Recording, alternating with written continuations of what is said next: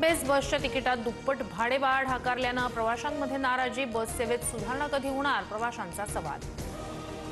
ST महामंडळाकडून राज्यात लवकरच नोकरभरती केली जाणार। एसटी महामंडळाचा मोठा निर्णय, राज्यात 10 ते 15,000 जागा भरण्याचा निर्णय। भारताचे 52वे सरन्यायाधीश म्हणून न्यायमूर्ती भूषण गवई उद्या सरन्यायाधीश पदाची शपथ घेणार। भूषण गवई सरन्यायाधीश पदाची शपथ घेणारे दुसरे दलित व्यक्ती ठरणार। राज्यातील अनेक जिल्ह्यांना अवकाळी पावसानं झोडपलं। अवकाळी पावसाचे राज्यात 4 बळी। बीड, छत्रपती संभाजीनगर, हिंगोली, नाशिक, लातूर आणि रायगडमध्ये मोठं नुकसान। मुंबईत काही ठिकाणी पावसाला सुरुवात। मुंबईसह परिसरात 2 दिवस येलो अलर्ट। राज्यातील अनेक भागात पुढील 3 ते 4 दिवस वादळी वाऱ्यासह पावसाचा अंदाज। 10वीचा निकाल आज जाहीर होणार। दुपारी 1 वाजता 10वीचा ऑनलाईन निकाल पाहता येणार।